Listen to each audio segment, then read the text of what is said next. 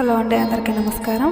ఈరోజు మన వీడియోలో ఈ నెల ఆగస్టు 9వ తేదీ ఆదివారం చాలా విశిష్టమైన కామిక ఏకాదశి వచ్చింది. ఈ ఏకాదశి రోజున మహాలక్ష్మి యోగం ఏర్పడుతుందని కొందరు జ్యోతిష్య సంప్రదాయాల్లో విశ్వసిస్తారు. అందుకే ఈ పవిత్రమైన ఏకాదశిని భక్తులు అస్సలు వదులుకోవద్దని పండితులు సూచిస్తున్నారు.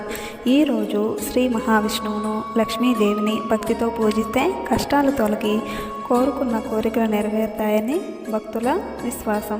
కాబట్టి కామిక ఏకాదశి పూజా విధానం, పాటించాల్సిన నియమాలు, ఈ రోజున చేయాల్సిన ముఖ్యమైన పరిహారాలు ఏమిటో ఈ వీడియోలో పూర్తిగా తెలుసుకుందాం. ఆగస్టు 9వ తేదీన కామిక ఏకాదశి వచ్చింది. కామిక ఏకాదశి అంటే మన కోరికలను శ్రీ మహావిష్ణువుకు సమర్పించి భక్తితో వ్రతం ఆచరించే పవిత్రమైన రోజుగా భావిస్తారు. ఈ ఒక్క ఏకాదశి రోజున చేసే పూజలు, జపాలు, దాన ధర్మాలకు విశేషమైన పుణ్య ఫలితం లభిస్తుందని పురాణాలు విశ్వసిస్తున్నారు. కామిక ఏకాదశి రోజున ఆడవారు తెల్లవారుజామునే నిద్రలేచి ఇల్లంతా శుభ్రం చేసుకోవాలి. ఇంట్లో ఒక చిన్న దీపం వెలిగించి భక్తితో పూజ చేయాలి. ఇలా పూజ చేసుకోవటం వల్ల మీ పూజకు రెట్టింపు పుణ్య ఫలితం లభిస్తుందని భక్తుల యొక్క నమ్మకం. కామిక ఏకాదశి సందర్భంగా ఇల్లంతా ఉప్పు నీటితో శుభ్రం చేసుకొని ఇంట్లో పసుపు నీళ్లు చల్లుకోవచ్చు. ఇలా చేయడం వల్ల ఇంట్లో ఉన్న ప్రతికూలతలు, దోషాలు తొలగిపోతాయని సంప్రదాయం మరియు విశ్వాసం. ఈరోజు నీటిలో కొంచెం పసుపు కలుపుకొని స్నానం చేయడం కూడా శుభప్రదంగా భావిస్తారు. ఇలా స్నానం చేయడం వల్ల జాతకంలో ఉన్న దోషాలు తొలగిపోయి అదృష్టం కలిసి వస్తుందని కొందరి నమ్మకం. కాబట్టి వీలైనంత వరకు ప్రతి ఒక్కరు నీటిలో కొద్దిగా పసుపు వేసుకొని స్నానం చేయండి. ఈరోజు శ్రీ మహావిష్ణువును పూజించే పవిత్రమైన రోజు కాబట్టి ఈ రోజున వెంకటేశ్వర స్వామిని భక్తి శ్రద్ధలతో పూజించండి.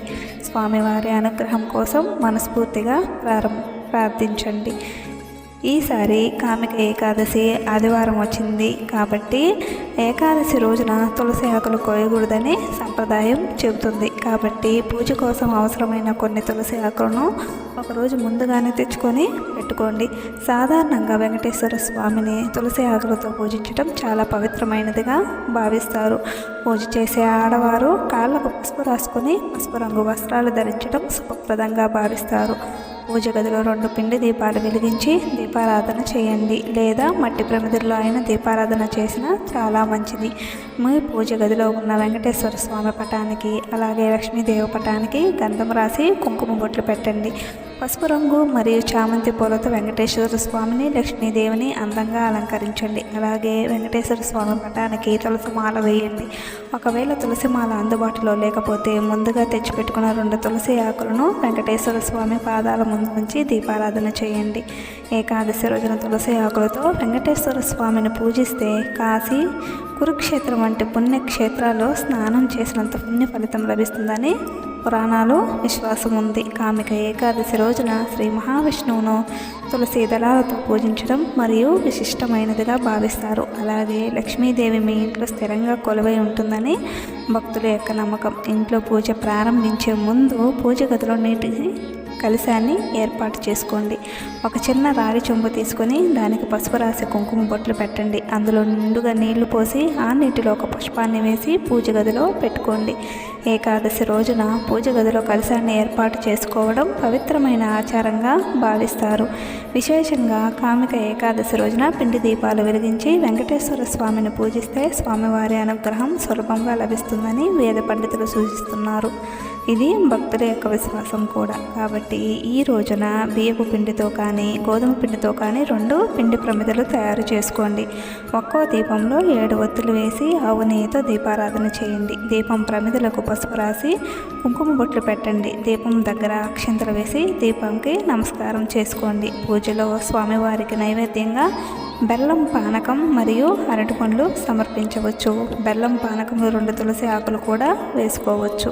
వెంకటేశ్వర స్వామికి మీరు ఏ నైవేద్యం సమర్పించినా ఆ నైవేద్యం పైన తులసి దళాలను ఉంచడం వైష్ణవ సాంప్రదాయంలో ఎంతో పవిత్రంగా భావిస్తారు. దీంతో మీ పూజకు మరింత పుణ్య ఫలితం లభిస్తుందని భక్తుల యొక్క విశ్వాసం. ఈ విధంగా వెంకటేశ్వర స్వామిని, లక్ష్మీదేవిని పూజిస్తూ విష్ణు సహస్రనామాలు జపించండి. సహస్రనామం పారాయణం చేయడం సాధ్యం కాకపోతే ఓం నమో భగవతే వాసుదేవాయ అనే మంత్రాన్ని 21 సార్లు జపించండి. ఈ ఏకాదశి రోజున విష్ణు సహస్రనామ పారాయణం చేస్తే ఎంతో పుణ్య ఫలితం లభిస్తుందని ప్రాణ విశ్వాసం.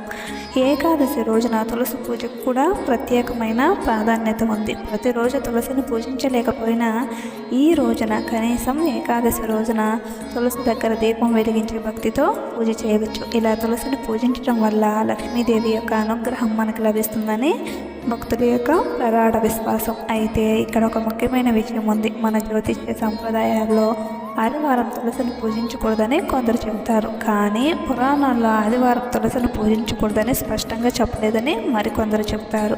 కాబట్టి ఈ ఆదివారం నాడు తులసి మొక్కకు ముట్టుకోకుండా పూజించండి. తులసి కోటకు నీళ్లు పోయకుండా తులసి కోట దగ్గర దీపం వెలిగించి తులసి మొక్క ప్రదక్షిణ చేసి నమస్కారం చేసుకుంటే సరిపోతుంది. కానీ పొరపాటును కూడా ఈరోజు తులసి ఆకులను తెంపడం లేదా తులసి ఆకులను ముట్టుకోవడం చేయకండి. ఈ విధంగా తులసిని పూజిస్తే ముక్కోటి దేవతల ఆశీర్వాదం లభిస్తుందని భక్తుల యొక్క విశ్వాసం. ఈ రోజున తప్పకుండా ఉపవాసం ఉండటం ఏకాదశి వ్రతంలో ముఖ్యమైన నియమంగా భావిస్తారు. ఏకాదశి రోజున ఉపవాసం ఉండటం వల్ల ఎంతో మంచి జరుగుతుందని భక్తులు నమ్ముతారు. ఈ రోజున వెంకటేశ్వర స్వామికి పచ్చకర్పూరంతో హారతి సమర్పించండి. ఆ తర్వాత స్వామివారికి నమస్కారం చేసుకుని తలపై కొన్ని అక్షంతలు వేసుకొని ప్రదక్షిణలు చేసి ఏకాదశి పూజను ముగించుకోండి. ఈ ఏకాదశి రోజున ఏది చేసినా చేయకపోయినా వీలైతే వెంకటేశ్వర స్వామి దేవాలయానికి తప్పకుండా వెళ్ళండి. ఏకాదశి రోజున విష్ణుమూర్తి దేవాలయానికి వెళ్ళి ప్రదక్షిణలు చేసి గుడిలో దీపాలు వెలిగించి స్వామివారిని భక్తితో ప్రార్థించండి. ఇలా చేయడం వల్ల మీ సమస్యలు తొలగిపోవాలని, జీవితంలో మంచి మార్పులు రావాలని స్వామివారిని ప్రార్థించండి. ఎవరైతే ఉద్యోగ ప్రయత్నాలు చేస్తున్నారో అలాంటి వారు ఈ ఏకాదశి రోజున వెంకటేశ్వర స్వామి దేవాలయానికి వెళ్ళి స్వామివారికి పసుపు రంగు వస్త్రాలు సమర్పించి తమకు మంచి ఉద్యోగం లభించాలని ప్రార్థించవచ్చు. భక్తితో చేసే ప్రార్థనతో పాటు మన ప్రయత్నాలు కూడా కొనసాగించడం చాలా ముఖ్యం. ఈ రోజున ఆదివారంగా వచ్చింది కాబట్టి ఏకాదశి సాత్విక ఆహారాన్ని తీసుకోవడం మంచిది. ఏకాదశి రోజున మాంసాహారం తీసుకోకుండా ఉండటం వ్రత నియమాల్లో ముఖ్యమైనదిగా భావిస్తారు. మాంసాహారం తీసుకుంటే కష్టాలు వస్తాయని, పేదరికం ఏర్పడుతుందని కొందరు సంప్రదాయ విశ్వాసాలు చెబుతాయి. అందుకే ఈ పవిత్రమైన రోజున మాంసాహారానికి పూర్తిగా దూరంగా ఉండండి. సాయంత్రం ఇంటి ముందు దీపాలు వెలిగించండి. ఈ రోజున ఇంటి ముందు ప్రదేశాన్ని శుభ్రం చేసి గుమ్మం బయట దీపాలు వెలిగించండి. ఇలా దీపారాధన చేయడం వల్ల లక్ష్మీదేవి యొక్క అనుగ్రహం లభిస్తుందని భక్తుల విశ్వాసం.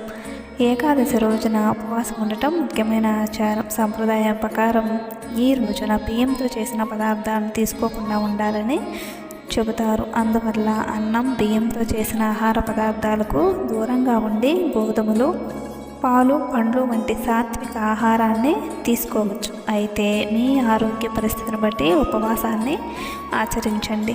ఈ రోజున తప్పకుండా రావి చెట్టును పూజించండి. రావి చెట్టులో విష్ణుమూర్తి నివసిస్తాడనే విశ్వాసం ఉంది. కాబట్టి కామిక ఏకాదశి రోజున రావి చెట్టు దగ్గరకు వెళ్ళి 7 ప్రదక్షిణలు చేసి భక్తితో నమస్కారం చేసుకోండి. ఇలా చేయడం వల్ల జాతకంలో ఉన్న పితృదోషాలు, శని దోషాలు తొలగిపోయి ఐశ్వర్యం కలుగుతుందని భక్తుల నమ్మకం. అలాగే ఈ రోజున గోమాతను పూజించడం కూడా ఎంతో మంచిదిగా భావిస్తారు. నానబెట్టిన శనగల వంటి ఆహారాన్ని తినిపించి భక్తితో ప్రదక్షిణ చేసి నమస్కారం చేసుకోండి. గోసేవ ద్వారా దేవతల యొక్క ఆశీర్వాదం లభిస్తుందని మన సంప్రదాయాల్లో విశ్వాసం. ఈ రోజున ప్రతి ఒక్కరూ వీలైతే పసుపు రంగు వస్త్రాలు ధరించండి. పసుపు రంగు విష్ణుమూర్తికి ఎంతో ప్రీతికరమైనదిగా భావిస్తారు. ఈ రోజున పసుపు రంగు వస్త్రాలు ధరించి స్వామివారిని ప్రార్థిస్తే మీరు చేసే పనుల్లో ఆటంకాలు తొలగి విజయాలు సాధించాలని కోరుకోవచ్చు. ఈ రోజున ఇంట్లో పూజ చేసే ఆడవారు మీ ఇంటికి ముత్తైదువుని పిలిచి ఆమె కాళ్ళకు పసుపు రాసి పసుపు, కుంకుమ, తాంబూలం ఇవ్వవచ్చు. ఇలా సుమంగళి స్త్రీకి గౌరవం ఇవ్వడం వల్ల దీర్ఘ సుమంగళి యోగం కలుగుతుందని సంప్రదాయ విశ్వాసం. అదీ కాక ఈరోజు తప్పకుండా ఇల్లంతా సాంబ్రాణి పొగ వేయండి. ఇలా చేయడం వల్ల ఇంట్లోని ప్రతికూల వాతావరణం తొలగిపోయి నరదృష్టి వంటి దోషాల నుండి రక్షణ లభిస్తుందని భక్తుల యొక్క ప్రగాఢ విశ్వాసం. ఈ రోజున చేసే దానాలకు కూడా ఎంతో ప్రాధాన్యత ఉంటుంది. మీ శక్తికి తగ్గట్టుగా అవసరమైన వారికి ఆహారం, వస్త్రాలు లేదా ఇతర సహాయాలు ఏమైనా ఉంటే చేయండి. విశేషంగా ఈ రోజున బ్రాహ్మణులకు బియ్యం, దక్షిణ వంటివి దానం చేసి వారి యొక్క ఆశీర్వాదం తీసుకుంటే మంచిదని సంప్రదాయాల్లో చెబుతారు. ఇకపోతే జుట్టు, గోర్లు ఇటువంటివి కత్తిరించకూడదు. ఇలా ఈరోజు పూజా కార్యక్రమాలు మరియు భక్తి సమయానికి కేటాయించండి. ఈ విధంగా కామిక ఏకాదశి రోజున చిన్న చిన్న నియమాలను పాటిస్తూ భక్తి శ్రద్ధలతో శ్రీ మహావిష్ణువును, లక్ష్మీదేవిని పూజించండి. మనసులోని కోరికలను స్వామివారికి చెప్పుకొని మన ప్రయత్నాలు విజయవంతం కావాలని ప్రయత్నించండి. శ్రీ మహావిష్ణువు, శ్రీ మహాలక్ష్మీదేవి యొక్క అనుగ్రహం మీ ఇంటిపై ఎల్లప్పుడూ ఉండాలని కోరుకుంటూ సెలవు. ఇంకా ధన్యవాదములు. వీడియోగా నచ్చినట్లయితే లైక్ చేయండి, షేర్ చేయండి, మన ఛానల్ని సబ్స్క్రైబ్ చేసుకోండి.